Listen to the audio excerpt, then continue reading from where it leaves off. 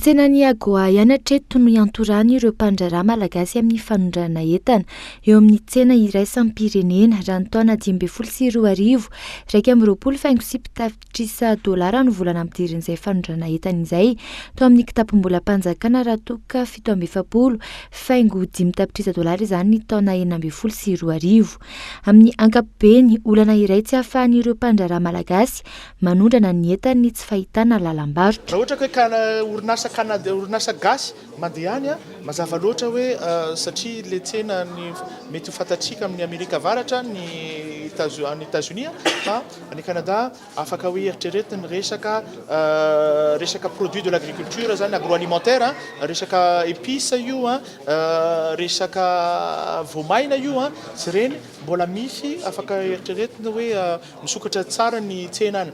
Ao koa ny produit halieutique zany resaka vokatra avy amin'zona zany afaka atao tsara miaraka amin'ny Canadiana. Ao ny produit de l'artisanat, ao koa ny tourisme zay ny EDBM koa any manosika ny secteur io dia afaka hoe eritreretina misy opportunité. Ao ny textile, ao ny nouvelle technologie de l'information. Tombony maro indrindra amin'ny sehatry ny toe-karena amin'ny alalan'ny fanondrana sy ny fampidirana vola vahiny no entin'ny fidirana eo amin'ny tsena iray sampirenena.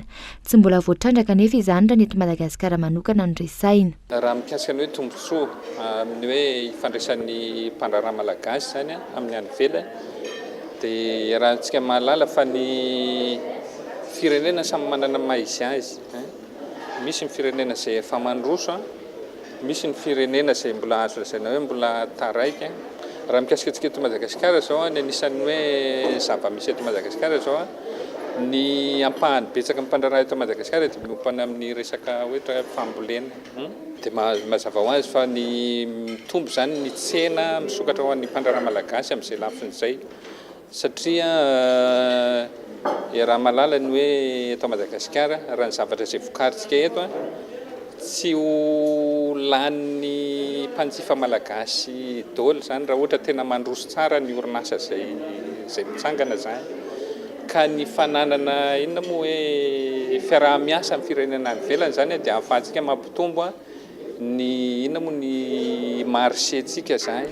Raha ny fantatra orinasa malagasy miisa 420 no hitrandraka lalam-barotra ny Canada. Hatreto raha ny antotany savoray mandina ny $7.7 kanadiana ny tahan'ny fanondranana nataon'i Madagasikara tany Canada ny taona 2022.